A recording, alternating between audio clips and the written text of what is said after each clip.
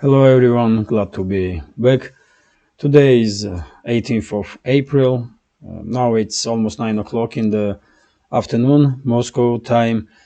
I'm Levan Gudadze and this video gonna be second update for today, in which I will share all the latest news that are making headlines in Russian media outlets and Russian language pages on different internet platforms. And the first news that I like to share with you is about Ukraine and special military operation. We have a report from RIA Novosti here, and this report is based on information from Russian Defense Ministry that PMC Wagner units with active support of Russian armed forces managed to establish full control over the 3 more blocks in Artyomovsk, which is Bakhmut.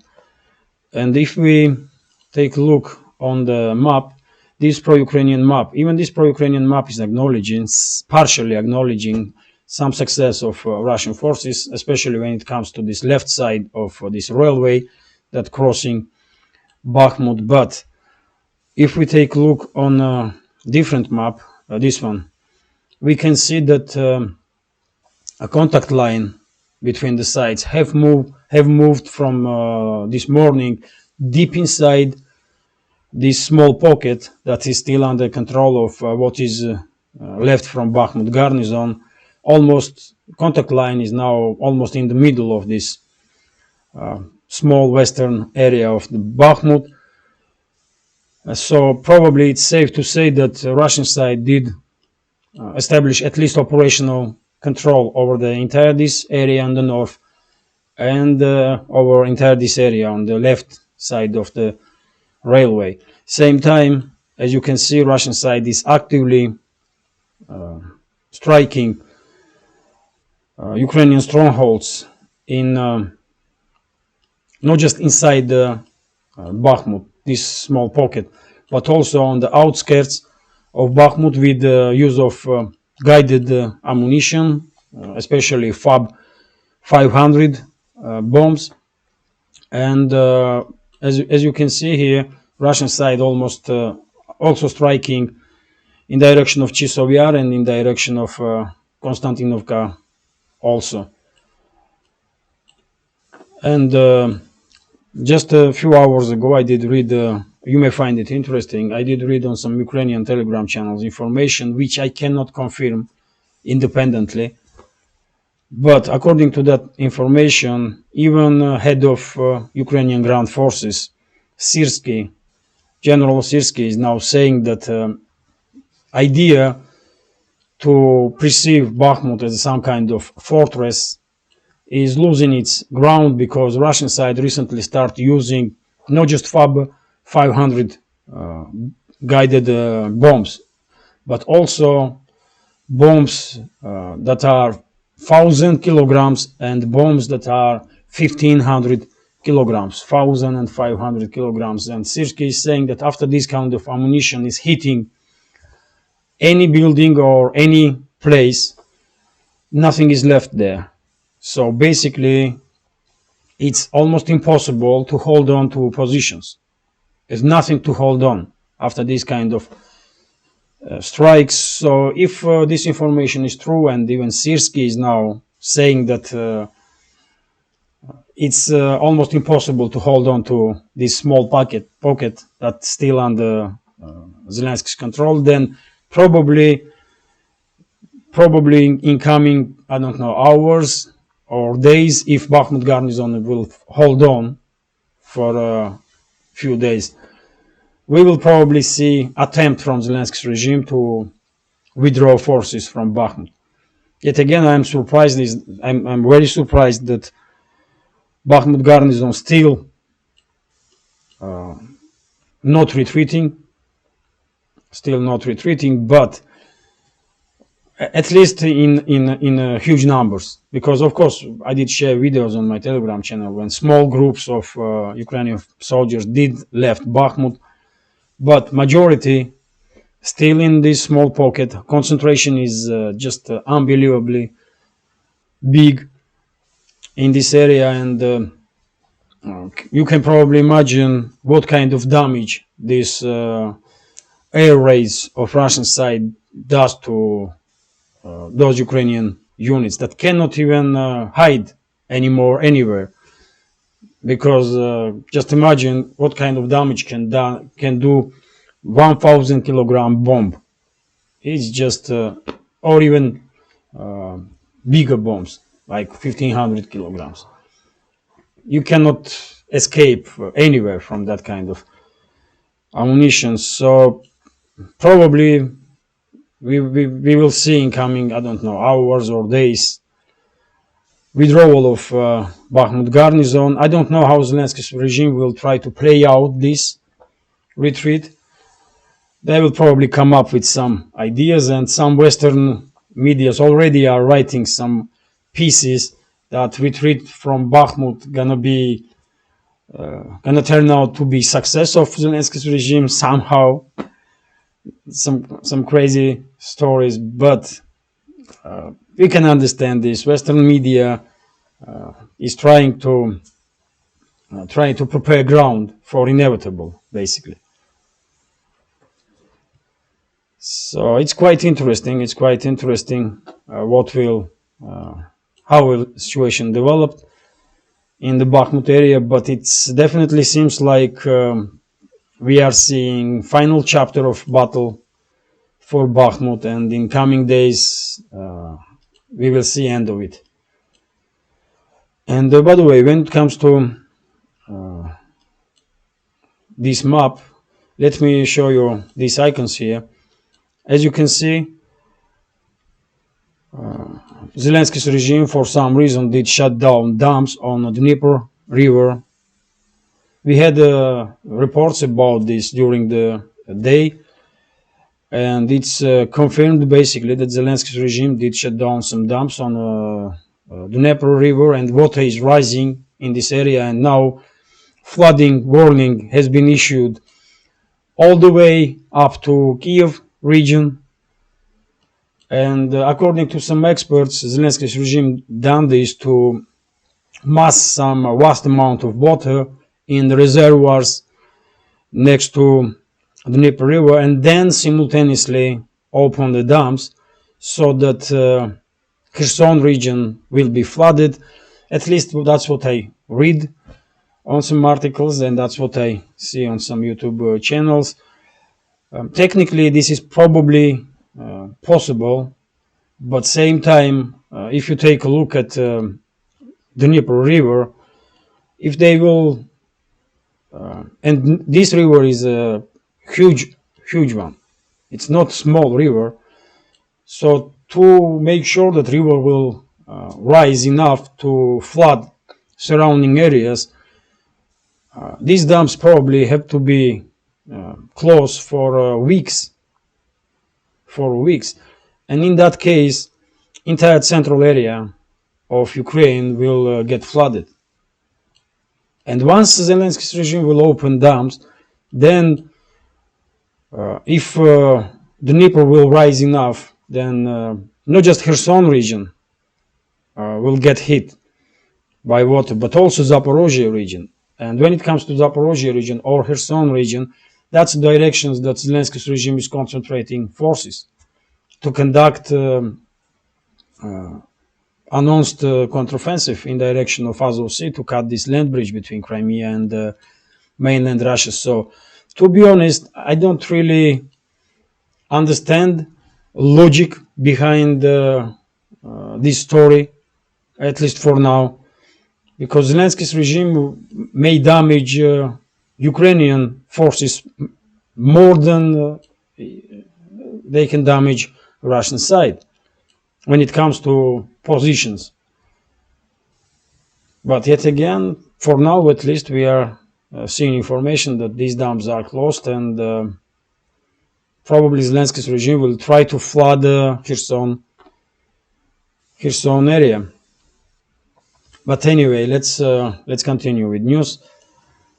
And we have, this is TASS News Agency's report, which is based on statements from governor of Kherson region, according to which, and this person is Vladimir Saldo. So according to Saldo, armed forces of Ukraine are concentrating vast number of units on the right bank of the Dnieper And according to intelligence that Russian side has acquired, Zelensky's regime is preparing some Dnipro crossings to establish some bridgeheads on the left bank. And once again, let's see it on the map. This information, for example, contradicting previous information that Zelensky's regime is planning to flood Kherson region, because it will,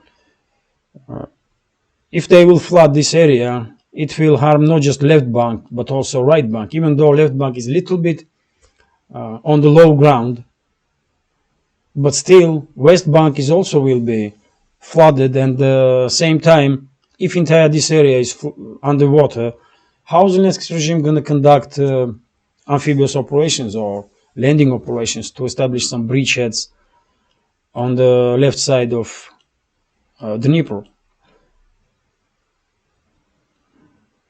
It will make difficult even for Zelensky's regime to conduct any operations in this area, isn't it? But according to Saldo, Russian side is receiving intelligence that Zelensky's regime is massing forces in Kherson region to conduct some river crossings on the Dnipro. And of course, one of the main targets for Zelensky's regime will be Novaya Kakhovka in this dam here.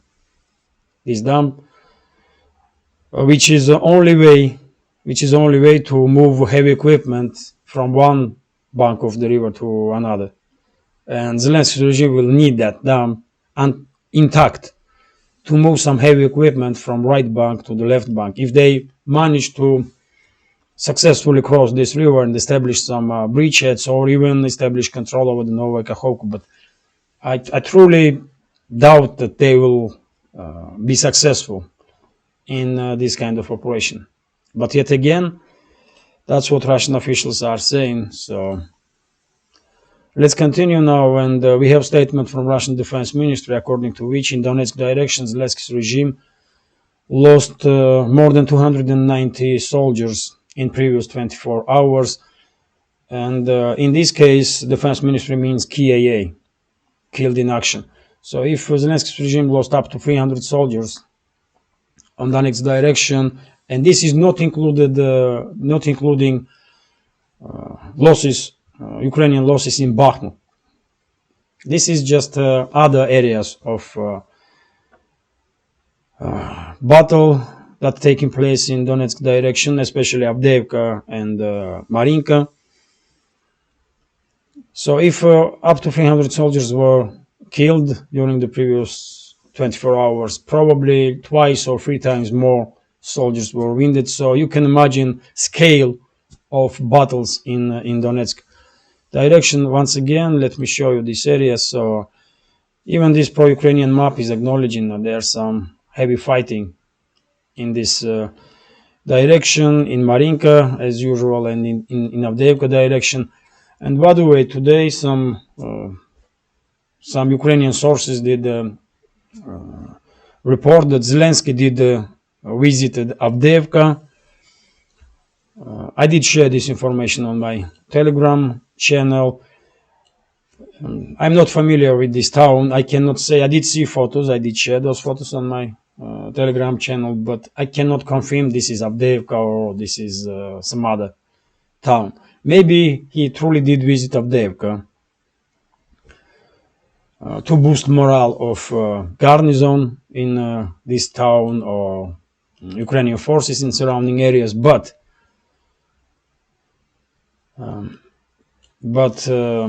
and he may done it because this morning I did share information that Putin did visited the Kherson region and LPR, Lugansk People's Republic. But yet again, it's hard for me to confirm that he definitely went to Avdiivka. And even if he did, it will basically change nothing, because in my reading of big picture, Ukrainian armed forces are on the brink of collapse, all the way, on all the front line, not just in Avdiivka or Bakhmut, but on the entire front line. And once Bakhmut will become under full Russian control, and once this announced counteroffensive of Zelensky's regime in direction of Azov Sea will fail, I believe it will be a matter of days, and Ukrainian armed forces will just cease to exist as an organized military structure. Let's continue now, and by the way, let me show you this. If you remember, in the morning update, in the first update, I did spoke about this Leopard 2 tank that was destroyed by Ukrainian military personnel in Poland. They had some training on these tanks, and I don't know how they did manage this, but they basically damaged 2 Leopard 2 tanks. One you can see here, turret is just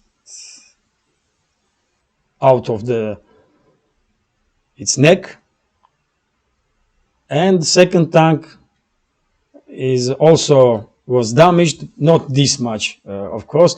And I did read some information that this incident has happened because one tank just rolled over the another one and pull that turret off.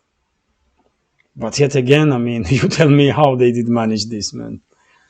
And we had some statements from Polish officer, reservist, who said that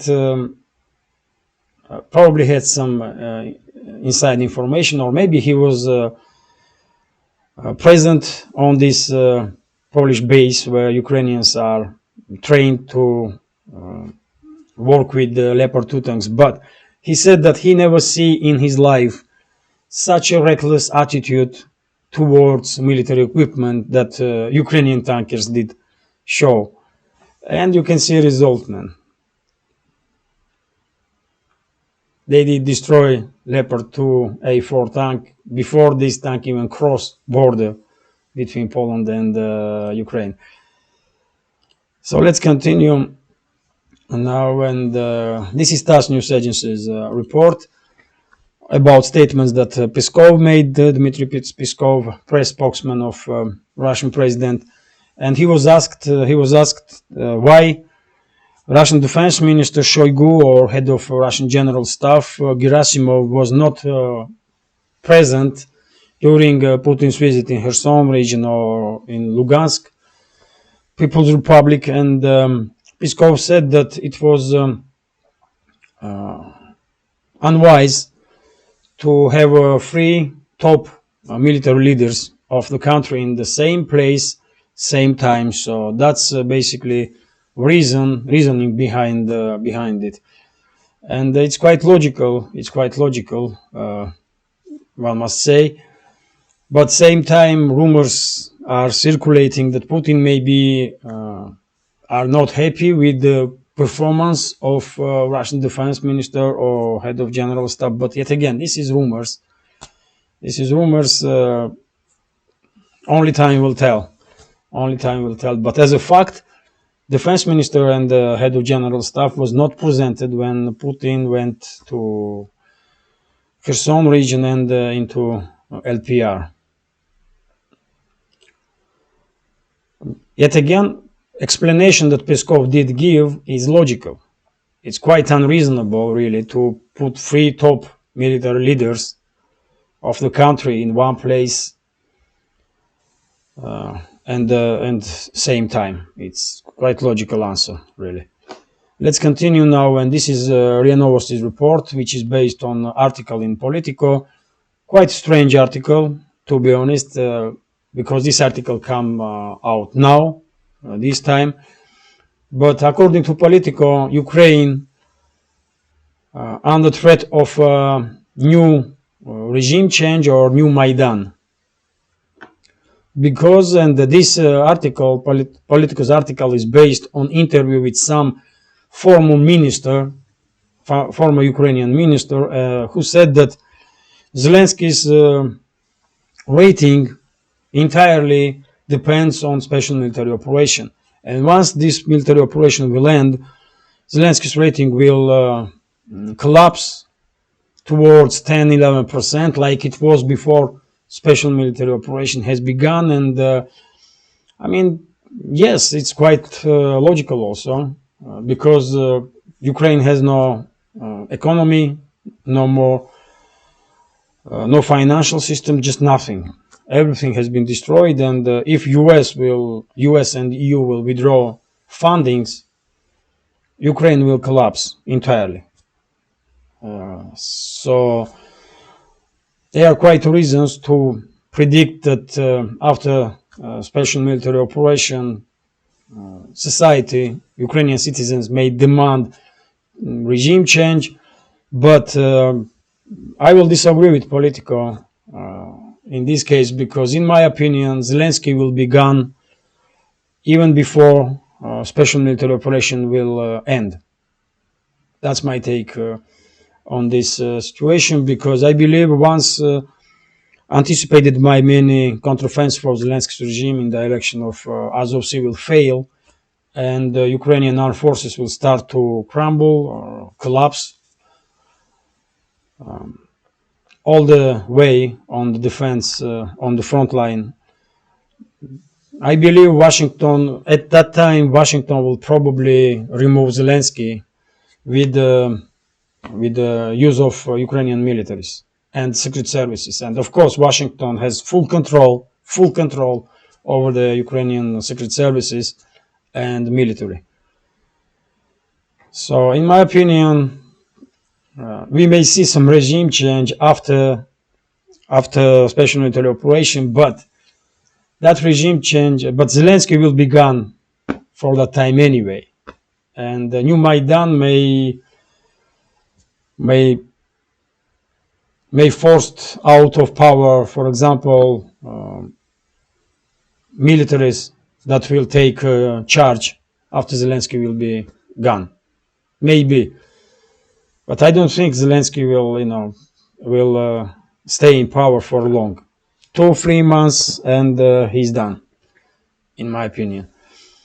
Let's continue now, and this is TASS News Agency's report, according to which head of Pentagon, Lloyd Austin, did make statement that US is not fighting Russia in Ukraine, and US is not intending to fight Russia.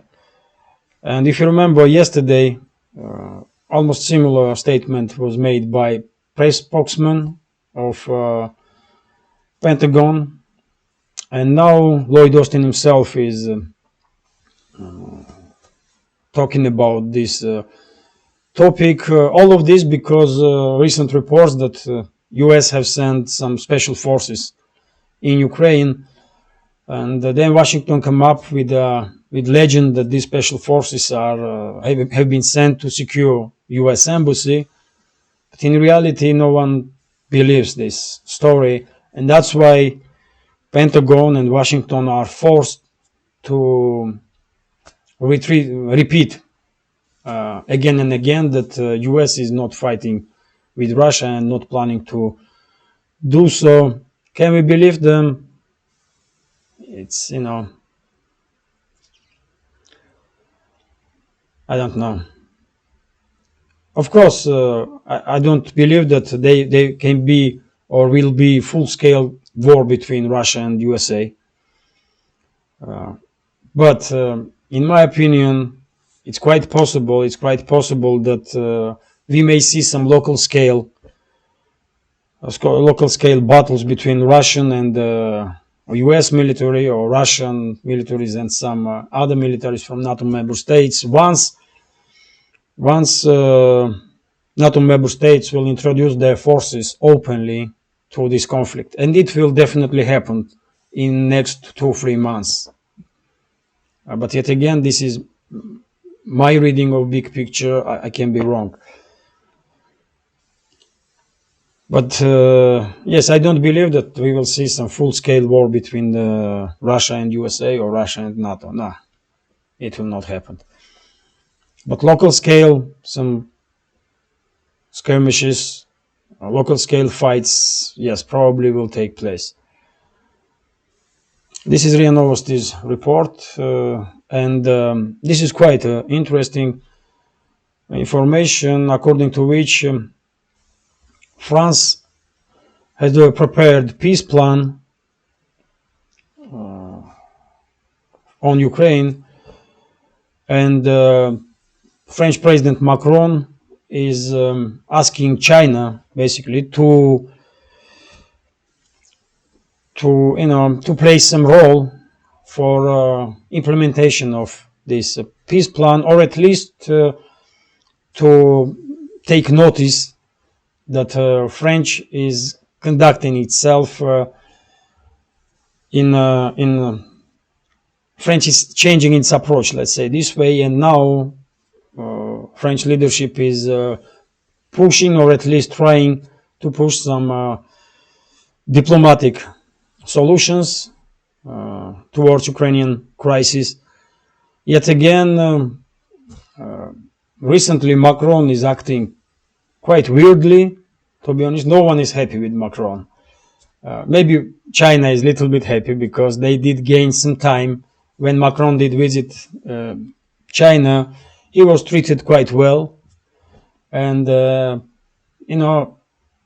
narcissist element that Macron is probably was very happy that he was received greatly in China, and Chinese did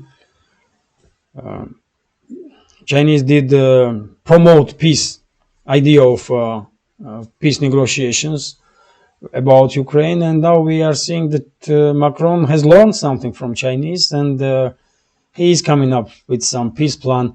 But yet again, this attempt is doomed to fail. Of course, we all know that, because it's not up to leadership of France to decide when this conflict will end. It depends on Washington and London, and for this moment at least, White House and Downing Street 10 are not willing to even talk about peace when it comes to Ukraine.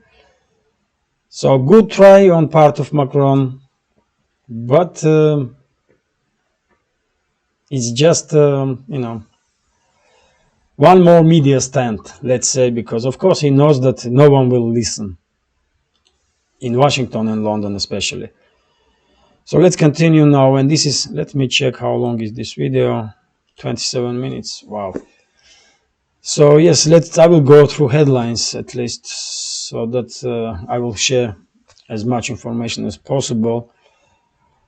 So this is Kommersant News Agency's report, which is based on article in Washington Post, according to which, and this is quite strange article really, because Washington Post has said in its article that the Egyptian government has a change of mind, and if before they were planning to send some 40,000 missiles to Russia, now they are planning to produce some 152 and 155 millimeter artillery shells and deliver these shells to Ukraine. Not to Ukraine, but to sell these shells to USA, so that Washington will then deliver those shells to Ukraine. Yet again, there is no way to confirm this information. Egyptian government denies everything when it comes to any military deals with Russia or Washington. But yet again, time will tell. Anything is possible, really. Anything is possible, and we should never rule out possibilities that Washington has to pressure different governments in this world. Maybe we are seeing beginning of the new world order, multipolar world, beginning of the multipolar world, but at least for now and for foreseeable future, Washington will still act as an empire. US leadership will act like they are emperors of this world, and they do have some means to pressure governments all around the world, and in case of Egypt, it may be exactly that.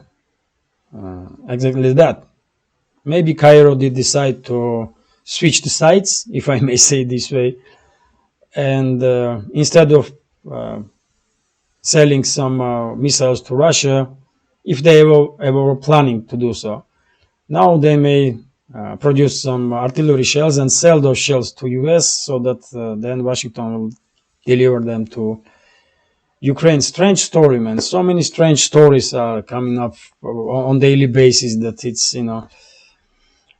this is RIA Novosti's report.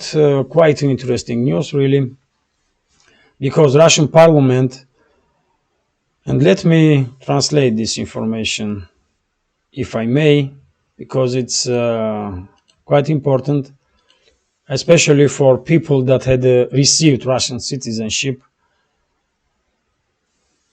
State Duma, that's Russian parliament, adopted amendments to the bill on citizenship, expanding the list of circumstances for depriving acquired Russian citizenship. The list of crimes for which acquired citizenship can be deprived of, and that's a list. I will read it for you now. So, committing actions that pose a threat to national security, understandable. Discrediting the Russian armed forces, also understandable. Public calls to violate territorial integrity, understandable. Public calls for extremism, also understandable. Armed rebellion, no questions. Encroachment on the life of the statesman or public figure, yet again, quite a reasonable approach. Participation in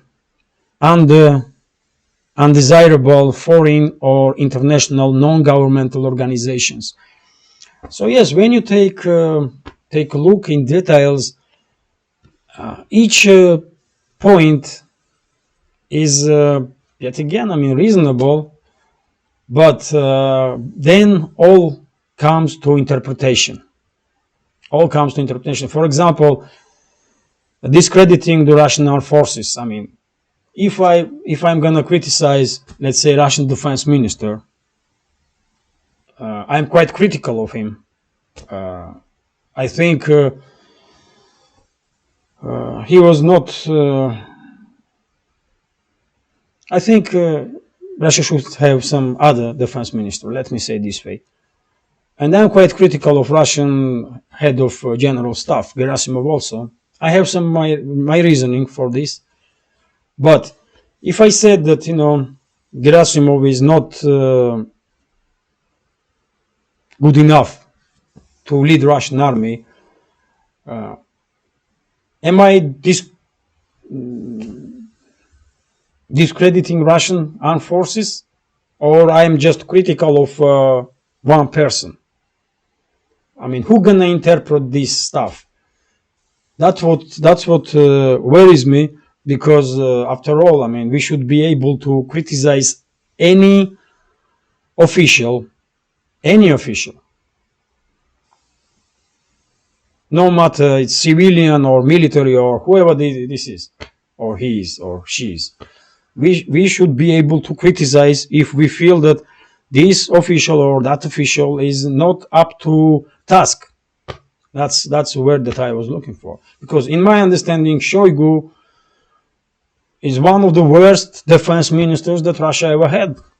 And I'm not happy with Gerasimov also, because I think planning of special military operation, especially in the beginning, should be done in more professional manner. And Russian general staff is responsible for everything that has happened. And Gerasimov is ultimately responsible for all the plans, isn't it? Because he is a head of general staff. So I'm quite critical towards these people. And yes, if I say anything about them, then what? Russian government gonna take from me my citizenship, and I will become again a stateless person, or what? So I know you see probably my point, isn't it? That it's when it comes to single points here, you may see reasons behind it. It's they are all reasonable, but yet again, discrediting the Russian armed forces. What that even means? What is this?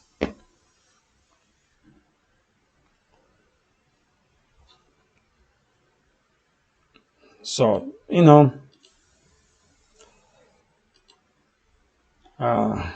I find it difficult to understand this new changes in laws, but yet again, I mean, yes, Georgia did once take my citizenship away illegally.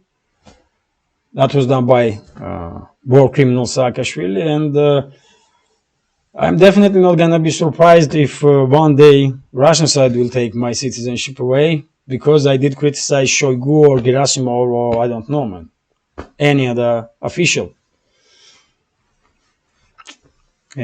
We should be able to criticize officials. It's not just our right, but it's our obligation, because all citizens have not just rights but obligations before fellow citizens, before society. And one of these obligations is to be critical and to raise voice when you see that something is wrong or something should be done better. It don't mean that you are against country or against system or against anything really. It just means that you want things to be done in a better way or managed in a better way. And that's it. Okay, let's continue, man. Let's continue. And this is TASS News Agency's report, according to which, and this was, I mean, this is a big story, I know, in the Western media especially, and in Russia also. As you know, yesterday I did report that Russian publicist Karamurza was sentenced to 25 years for crimes that allegedly, according to court, he committed, including high treason. And ambassadors of US, UK, and Canada did publicly made some statements about this story, and not just them, but also officials in those countries did comment on this matter. And today, Russian Foreign Ministry did call ambassadors of US, Canada, and UK, and they had given notice that Russia is taking very seriously this unfriendly move from governments of these countries, and Russia is seeing this kind of behavior as an attempt to intervene in internal affairs. And once again, this is quite logical, isn't it? Because it's none of the US business or Canadian business or British business what Russia will do with treasoners, with people that committed treason. And I mean, if you have all the information from Western media sources, you may think this Karamurza was truly a journalist and he was a great defender of freedom of speech or human rights or something like that. But in reality, he is an asset of Western elites and Western secret services. That's what he is. He almost, he and people like him, Kremlin was quite tolerant towards them for many years, and I never understood why. And now it seems like, because of the special military operation, because statements from the Western leaders that they want regime change in Russia, probably Kremlin has a change of hearts, and now they are trying to neutralize all the Western assets that can be used by Western secret services to stir up situation in Russia, to destabilize situation in Russia. And can you criticize Kremlin for this? I mean, really. My critique is why Kremlin was not acting years ago. Why just now? because it was too obvious that all these people, man, Navalny, Karamurza, this crazy woman, Soboleva, and some, it was too obvious that they were Western assets. Western elites and secret services were using, not just financing, but using these individuals to destabilize situation in Russia. It was too damn obvious. But for some reason, Kremlin was, trying to did not notice this. But, now we are seeing that, yes, probably President's administration did decide that enough is enough, and they are taking care of those Western assets now. And it's too late, but So please, guys, before you believe this Western propaganda about these persons, just try to dig in. You can search on Google, and you can see how much money they did receive from the West, from different sources, from different Western sources. And of course, it's a golden principle, isn't it? Follow the money. Who financed you? That force, you work for whoever finances you. That's simple, man. That's simple. That's a simple truth. And this Karamurza was receiving some, tens of thousands of dollars on monthly basis. And he is even British citizen, for God's sake. So as I said, man, I don't see Karamurza as a journalist or publicist. I see him as a Western asset, and I believe majority of Russian citizens did see him exactly the same way. If he was principled man, if he was truly independent, and if he was criticizing Putin and his government, staying independent without any connection with any foreign powers, then I will applaud. Maybe I will disagree with him on some points, but at least I will respect that he is a principled man. He has some principles, some ideas, and he is fighting. I will respect that. But because he was almost living in foreign embassies, especially U.S. man. How many times he was in U.S. embassy, for God's sake, or some other people that are now left Russia, and how much money they did receive from the West.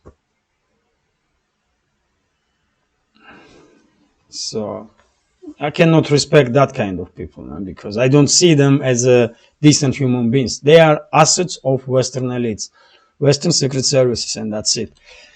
Let's continue now, and this is RIA Novosti's report. I want to share with you this information because it's basically continuation of previous story. Simonyan, Margarita Simonyan, she is head of Russia Today media conglomerate corporation. She said that maybe she was ironical here, but she did say that Russia should consider to exchange Paul Whelan, who is jailed in Russia for espionage, Karamurzu, who is also jailed for treason, and also Evan Gershkovich. As you know, this Wall Street Journal's journalist was detained just recently for act of espionage.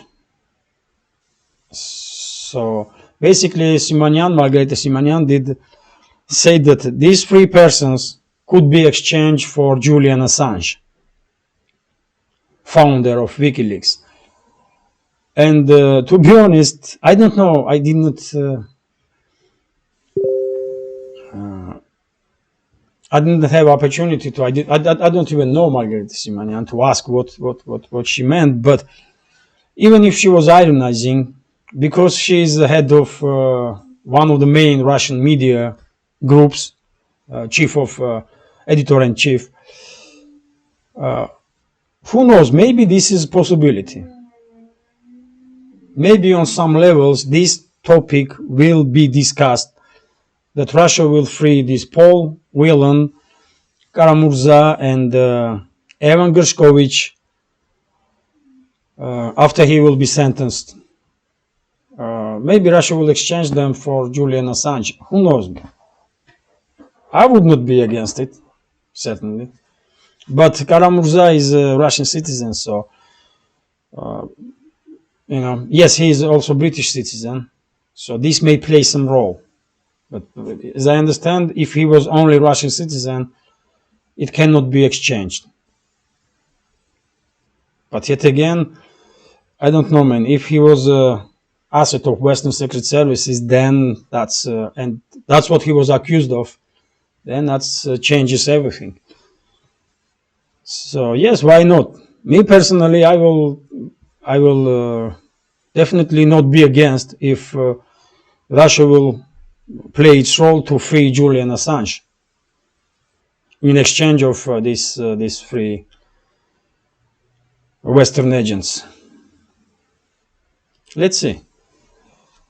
Next news is how long is this video, man? 46 minutes, for God's sake. Unbelievable. But it's still, it's too long video anyway, so let me then share with you all the news that are left that I think are, quite interesting. So this is RIA Novosti's report, according to which biggest political party in EU did accuse Hungary, Slovakia, and Poland in helping of Russia. So this this party is People's Party, Europe's People's Party, is the biggest fraction in Euro Parliament. Did accuse Hungary, Slovakia, and Poland that they are helping Russia, and because they are blocking import or transit of Ukrainian grain. What you gonna say, man, about it? I believe citizens of Poland, Hungary, and Slovakia gonna be not happy with this kind of statements from, once again, this is biggest party in Euro Parliament, biggest fraction. People, societies in those countries not gonna be happy about it, but this is once again shows you that EU, little by little, but taking away sovereignty of European states. And now these people that basically maybe have nothing to do with Hungary, Poland, or Slovakia, and they may probably have no idea what kind of problems, for example, farmers in those countries are experiencing. And those people are going to decide what governments of these countries should do or should not. Oh, Brussels officials. It's wrong, man. It's wrong, but yet again, Let's continue, and this is also interesting news. According to TASS news agency, Prime Minister of Armenia, Nikolo Pashinyan, stressed that Yerevan is ready for a peace treaty, to sign a peace treaty with Azerbaijan, but for that to happen, government of Azerbaijan should recognize Armenian territorial integrity in borders of Armenian Soviet Socialist Republic, which was part of USSR. If that's the case, then we may probably say that Armenia, under current leadership, has left all ambitions to maintain control over the Nagorno-Karabakh region in Azerbaijan, for which countries did fight for so many decades, basically since collapse of Soviet Union. And to be honest, I don't see why Azerbaijan should refuse this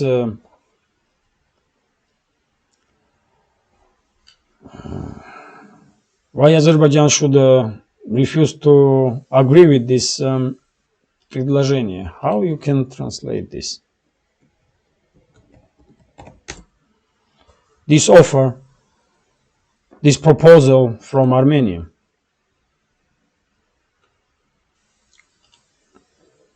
So if Baku will agree, then probably we will see, maybe we will see some breakthrough when it comes to peace negotiations between the sides. But once again, we should always keep in mind that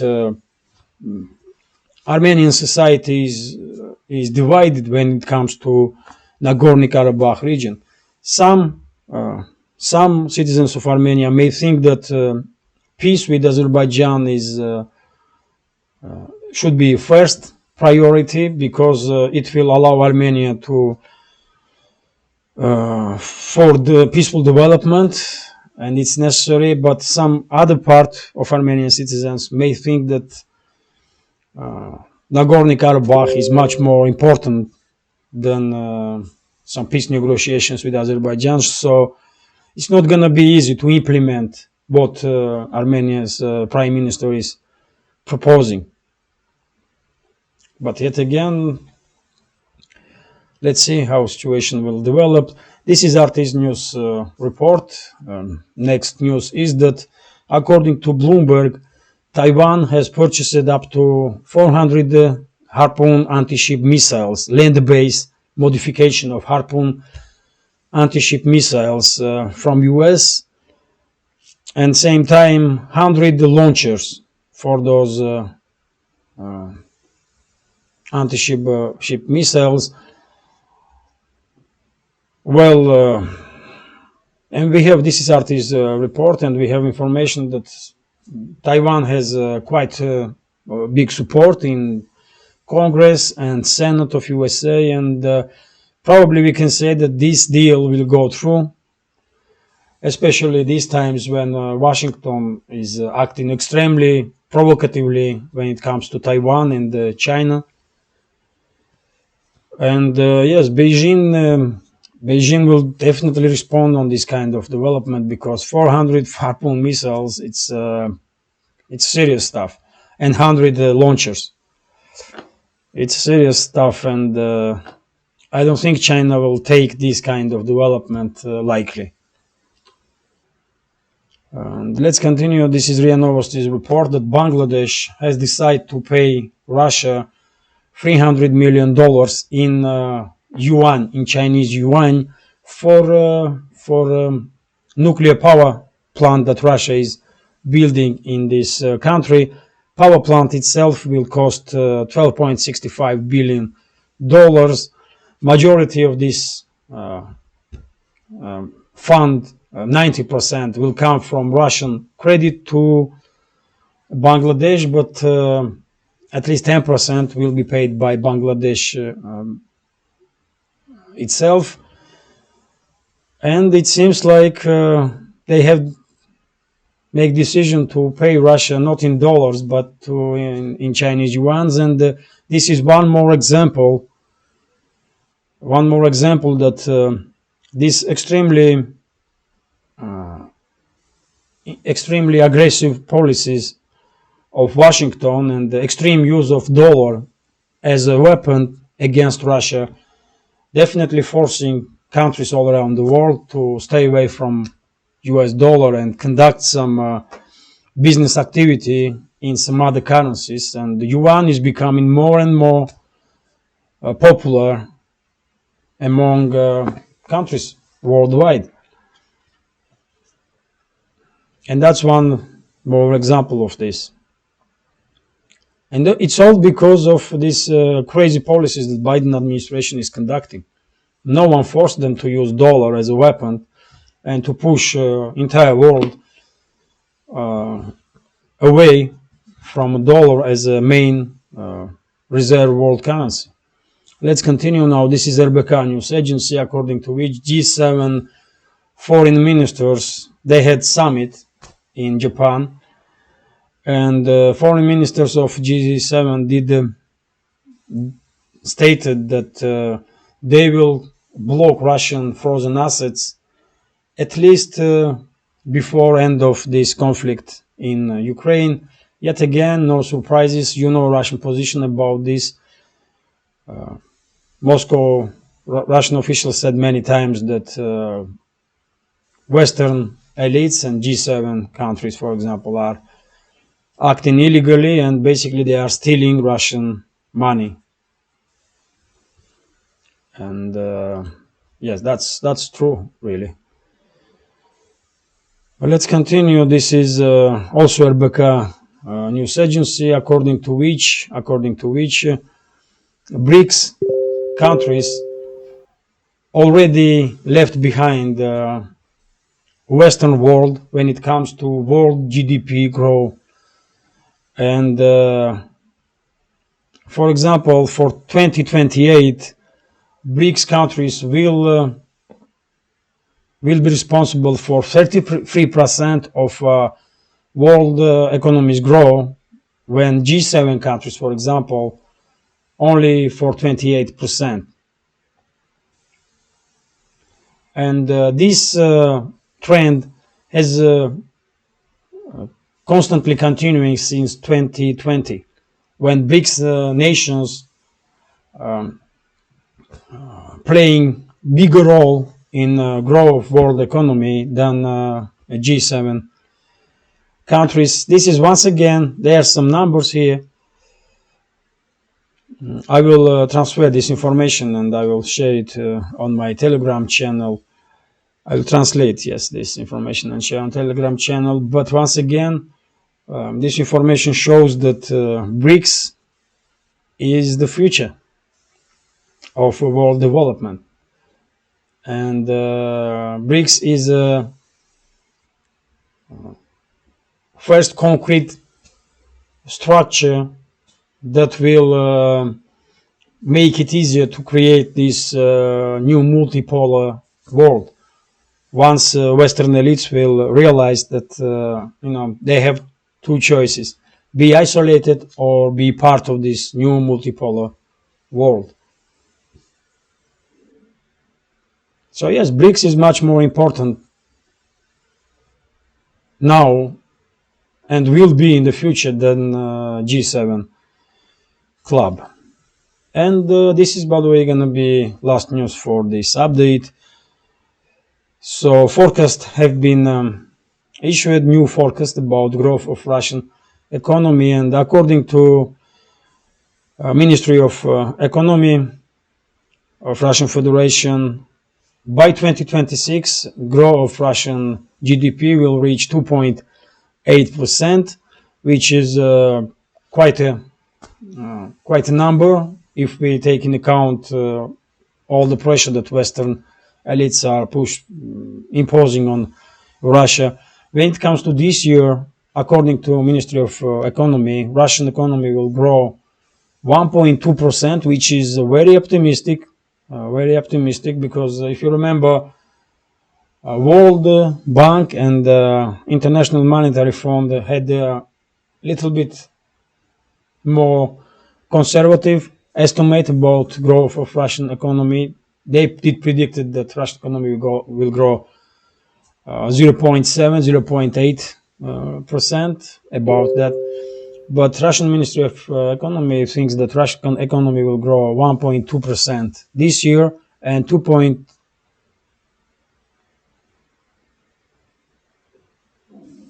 in the next year, and 2.8% by 2026. Okay. Quite optimistic information, really. Yes, this is funny, man. This is funny. How they did manage to destroy this tank this way, man.